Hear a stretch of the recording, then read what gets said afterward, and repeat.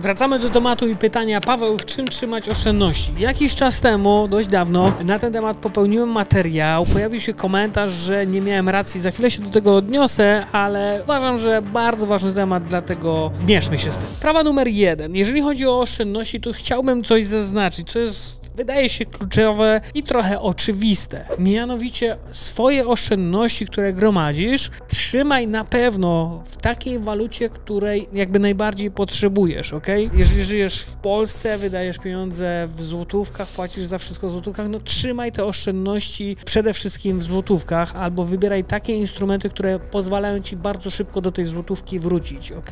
Dlaczego? Dlatego, że w sytuacji jakiejś nagłej, nie wiem, wzrostu kosztów i tak dalej, pojawi się potrzeba użycia tychże środków, no i teraz jeżeli będziesz je mieć w jakichś naprawdę dziwnie zdefiniowanych instrumentach, narzędziach, może być ci po prostu trudno wyjść z tychże opcji różnych. Natomiast jeżeli tych oszczędności już masz bardzo dużo i są to takie oszczędności, że w zasadzie nie bardzo wiem, co z nimi zrobić, no to jest już pole takie do manewru i w różny sposób można tym zarządzać. Ale zanim pójdziemy dalej, odniosę się do komentarza, który brzmiał mniej więcej tak, że no Paweł, tam nie miałeś racji, bo mówiłeś wtedy o dolarze, a ten dolar teraz spadł.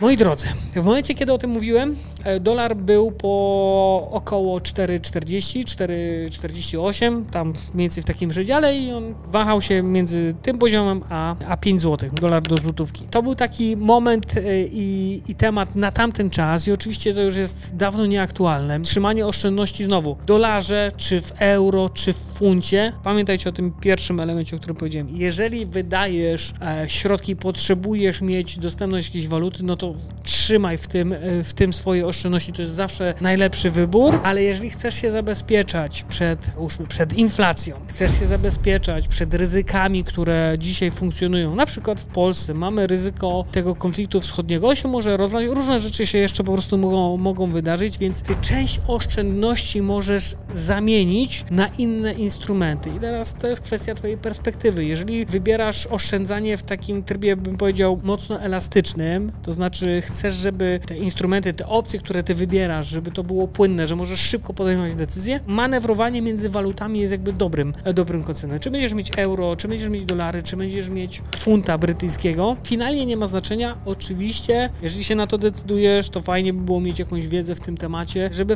faktycznie podejmować decyzje, bo nie ma takiego instrumentu, który jest, nazwijmy to, ultra bezpiecznym instrumentem i cię zawsze będzie zabezpieczać. Totalnie nie. Więc część oszczędności, ja na przykład tak robię, to są po prostu waluty różne. W dużej przewadze obecnie to jest funt brytyjski, ale czy to jest najlepszy instrument do trzymania oszczędności? Uważam, że nie, chociaż jak patrzę obecnie na tą relację do dolara, no to była dobra decyzja.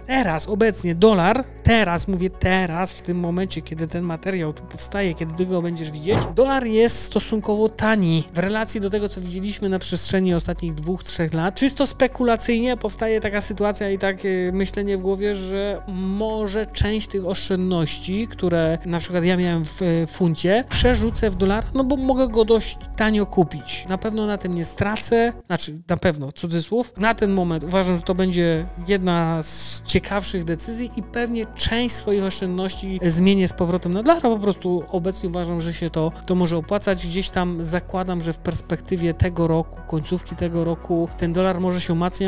Znowu, ocena ryzyka. Mamy obecnie spór Stanów Zjednoczonych z Chinami. On się rozwija, toczy i w tym roku również może się okazać, że naprawdę pójdziemy mocno do przodu w tym konflikcie. Być może dojdzie do otwartej wojny i wtedy co się może wydarzyć z dolarem, z juanem, co się może wydarzyć z euro i tak dalej. No więc to są pewne ryzyka, które mogą mieć miejsce, a więc jeżeli decyduję się, że mam tego dolara, mam funta, mam euro, to muszę mieć świadomość tego, że to nie jest na stałe, to nie jest na 10 czy 15 lat. No bo teraz, jeżeli chcę oszczędzać i chcę to zrobić w takiej perspektywie bardzo długoterminowej, chcę, żeby te moje pieniądze zapracowały, nie wiem, na przestrzeni 20-30 lat, bo załóżmy mam taką perspektywę, wiem, że tych pieniędzy nie będę potrzebować, żeby ich używać konsumpcyjnie, czy na jakieś takie bieżące rzeczy, bo mam dopływ tej gotówki jakby stały i on jest duży, no to pomyślałbym o na przykład nieruchomościach, być może o ziemi. Dlaczego? Dlatego, że w perspektywie czasu są to dobre aktywa do tego, żeby one trzymały swoją wartość. Uwaga, nie mówimy o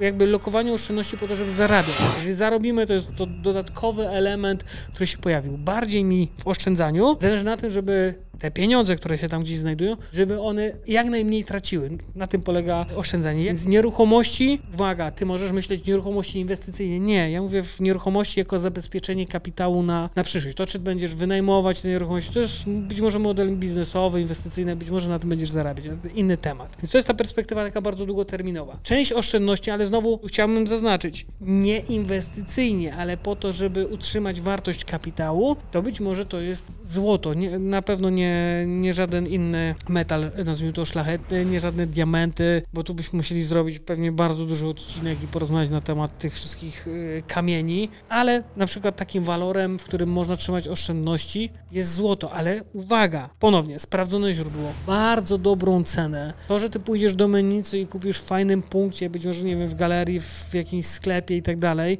w jakimś obiekcie, nie do końca musi ci się opłacać. Dlaczego? Dlatego, że ceny, które są tam, mocno odbiegają od tych, które są na rynku, więc prawdopodobnie już 10-15% drożej niż jest obecnie. I uwaga, znowu, jeżeli będziesz mieć te złoto, będziesz inwestować w złoto, a za 3 miesiące będziesz chciał używać tych środków, bo pojawi się taka potrzeba, to nie jest dobry instrument, dobra opcja do tego, żeby trzymać oszczędności. Pierwsza sprawa, jaka jest twoja perspektywa? Czy krótkoterminowa, czy bardzo long-termowa? Im dłuższa perspektywa, tym jakby spokojniejsze możesz ruchy podejmować i tym inne będziesz mieć narzędzia ku temu, bo zakładanie dzisiaj, że ja będę trzymać dolara w perspektywie 20 lat jest abstrakcyjnym pomysłem i abstrakcyjną koncepcją. Dlaczego? Dlatego, że rynek walutowy bardzo dynamicznie i stale się zmienia, więc tu trzeba być elastycznym, więc to jest taka perspektywa krótkoterminowa i obecnie uważam, że dolar jest po takiej cenie, czy na takim poziomie w stosunku do złotówki, że jakby można myśleć o tym, żeby znowu go gdzieś tam zakupić i czy to jest perspektywa na 2-3 lata? Nie, to jest perspektywa na kilka miesięcy. Jeżeli nam konflikt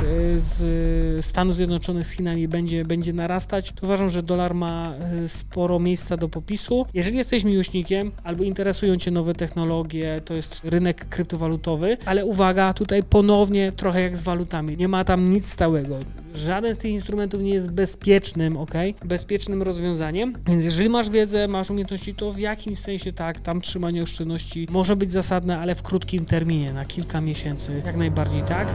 Oczywiście jeszcze można próbować budować portfel tak zwany inwestycyjny, można nazwać to portfel oszczędnościowy. Odnoszenie się do historii jest takim słabym elementem, ja tego nie lubię robić i mówić, że gdybyś 20 lat temu zainwestował, to dzisiaj byłbyś milionerem, bo to jest słaby temat. Aczkolwiek bazując na tego typu doświadczeniach, jeżeli uważasz, że świat zachodni, czytaj Ameryka, ma perspektywę tego, że będzie się rozwijać przez kolejne 20, 30, 40, 50 lat, to zainteresowanie się indeksami czy ETF-ami na indeksy amerykańskie, na to, że one będą rosnąć, być może jest dobrym pomysłem na budowanie jakiegoś portfela oszczędnościowego, czy też podam przykład, który ja realizuję od kilku lat, to jest kupowanie ETF-ów na S&P 500. Ja od kilku lat regularnie co tydzień jakąś sumę tam poświęcam na to, ale uwaga, to jest perspektywa taka, że przez te 10 czy przez 15 lat będę to robić właśnie tydzień po tygodniu, dokładam jakąś małą cegiełkę. Nie chodzi o to, że masz 1000 zł wpłacać 10 tysięcy, nie, wpłacaj 100, być może ci się to sprawdzi, ale korzystam z szeregu opcji, bo nie ma jednego dobrego i oczywistego rozwiązania, które się okaże super rozwiązaniem. Jeżeli twoje oszczędności są nieduże, a chcesz je jakoś pożytkować i żeby pracowały na przyszłość, to jakąś część oszczędności inwestuj w swoją głowę, w rozwój, zdobywanie nowych umiejętności, bo to zostanie z tobą. I to jest oczywiście najlepsza forma trzymania oszczędności, to właśnie rozwijanie siebie. A wy pamiętajcie o subach, o lajkach, my idziemy po 10 tysięcy, także na ten moment tyle. Serdeczności, trzymajcie się, pozdrawiam.